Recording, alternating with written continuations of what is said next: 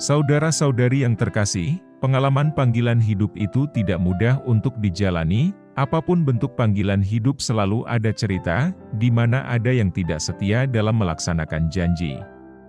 Misalnya, seorang yang merasa terpanggil dengan panggilan menjadi biarawan-biarawati, ada beberapa yang meninggalkan panggilannya karena alasan tertentu.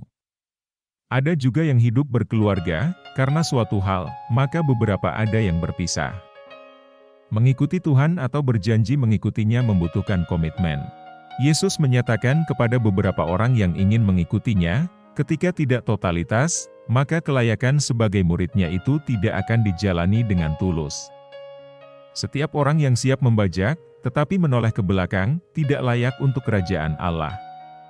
Panggilan hidup sejati adalah menepati janji, dan melaksanakan pewartaan yang diminta oleh Yesus. Ketika kita menoleh, berarti iman kita yang terhalang dan mengingkari janji kita. Ketidaklayakan kita, apabila menjelekkan nama Yesus. Dengan sikap demikian, seseorang justru akan menjauhi Tuhan. Namun, Tuhan memurnikan seseorang yang ingin mengikutinya, bahwa kehidupan menjadi pengikutnya itu didasarkan pada kesederhanaan. Anak manusia tidak mempunyai tempat untuk meletakkan kepalanya. Yesus menunjukkan bahwa menjadi murid Tuhan, diperlukan kesiapsediaan untuk hidup menurut kesederhanaan seperti yang Yesus alami sendiri. Kesederhanaan yang relevan saat ini adalah kerendah hatian. Sikap rendah hati diperlukan dalam pewartaan. Terkadang, tawar-menawar antara kita dengan Tuhan itu memposisikan kita untuk mencari aman. Kita mencari tempat untuk melakukan pewartaan, tetapi dengan motivasi di luar ajaran Tuhan. Maka, kita tidak akan bertahan dalam keteguhan iman. Proses demikian dialami oleh berbagai panggilan hidup, entah religius atau berkeluarga.